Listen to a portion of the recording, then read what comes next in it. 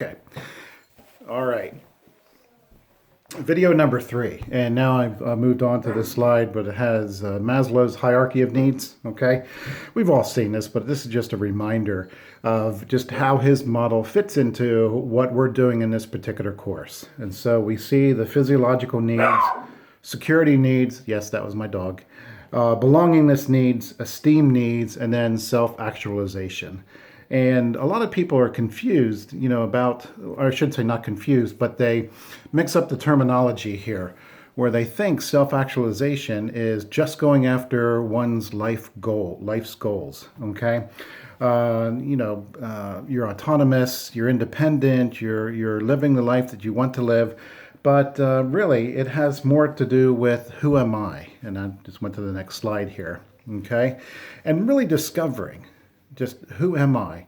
So it turns into a self realization. It doesn't stay, some people are content to have it stay as self actualization, but really self realization is who am I? And who am I in this field? And what makes me do what I do?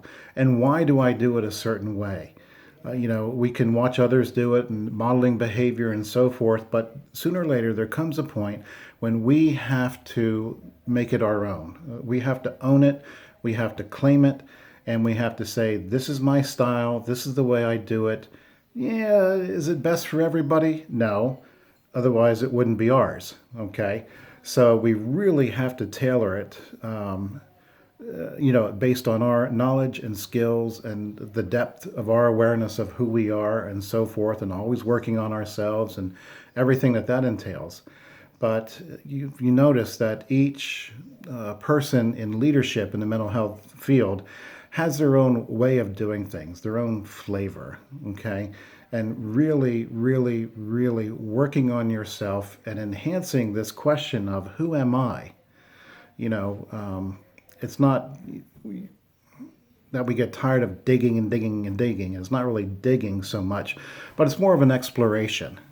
Okay, so it's in discovery as we go through different roles in our lives. It's a different awareness of ourselves, and as we become seasoned in the mental health field in whatever leadership capacity that we have or whatever we do, that self realization really comes to the forefront. And let us not forget, because we are in a pastoral counseling program, that we believe wholeheartedly in the soul.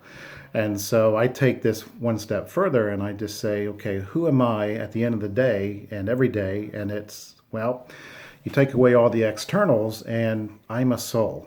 Okay. And the clients that I see are souls. Students that I teach are souls. Okay. People who need some sort of professional advocacy of me are souls, and so on and so forth. Okay, and souls that will be living on in eternity, because everything we see, as Scripture tells us, is temporary, which includes what we see when we look in the mirror. Okay, but still, how do we transcend that into the everyday aspects of living out, this professional identity of, what we claim as a counseling educator or an advanced clinician or a professional advocate, okay, or a clinical supervisor. Okay, so that's all tied into it. So really dig deep when you're asking yourself these questions of who am I and what does it mean to really claim this identity and role and function as, let's say, a counseling educator. All right. So just moving on to the next slide with the personal and professional identity with Remley and Hurley. They really, I love this definition because they describe a strong professional identity as the ability to describe the process. It's not just like, how in the world did we get here? But we can look back and say, yes, it's a process of becoming. It's also a process of, I am still going to continue to become. Okay, so it has like a past, present, future flavor to it, but it's certainly not linear in the sense that, it's flat and there's no room for, looking back and reflecting. So it's very cyclical in nature as well. Okay, so in describing this process, it also includes, the philosophical foundations of exactly what is the mental health counseling field and why is counseling education important. What is it about clinical supervision that is so vital to this work and to our clients. The services provided and the components of preparation programs. In other words, master level training, doctoral level training, just the need for more of a professional studies that goes on, as well as the workshops and seminars that we attend to. Okay? And then with the bullet point down there, we have this professional identity that can serve as a frame of reference for defining our roles and making decisions. Okay?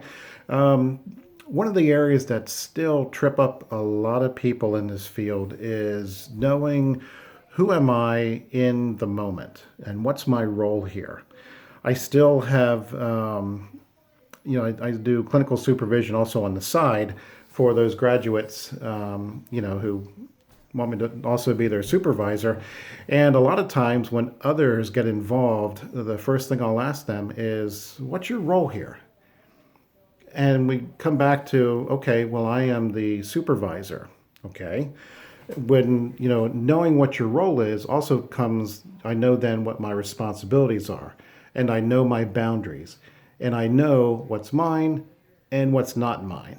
And for them to empower them to then go back and, not only articulate what is theirs, but also the boundaries and allow others to take responsibility and to claim their own role in, let's say, a process, or maybe a grievance has come up or something like that.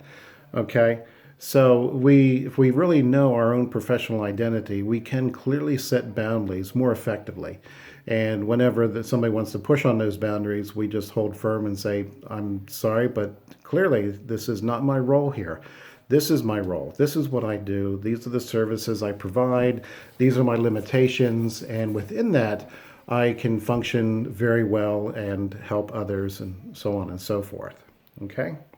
So also in this professional identity, it does contribute to the profession overall, okay, by providing a means to gain recognition and contend for the justifiable position in the healthcare field. Okay, so yeah, let's overstate the obvious. With a PhD, it's going to come recognition. With a PhD, it's going to open doors of employment. With a PhD, okay, it's going to carry a lot of weight in the eyes of the public. But therein lies the other side, with a lot of, opening doors and so forth, is also going to come tremendous responsibility, because we are at a level where it's not just we should know better, that's a given. Okay, we can no longer act like I didn't know that, but we should know exactly where to turn to find the resources, as well as acting in a professional manner to then ensure that the public is even more protected. And again, this is where the professional advocacy piece comes in, which again is often implicit in many people, but let's make it explicit. Let's really claim it as a part of our work, because with advocacy, we do have to protect the public. We do have to define our roles. We have to empower them to the best of their ability and so forth. Okay? So having a PhD places a lot more responsibility on our shoulders, but let's look at it this way. You haven't made it this far for nothing. You've made it this far because you are meant to make it this far, and you will continue, and you will graduate. Okay? Let's state it the obvious here. You will graduate, and you will go on, and you will do great things. But remember, it's for the public. It's for the welfare of others. It's for the enhancement of the field in general. So you're going to do well. You'll do very, very well.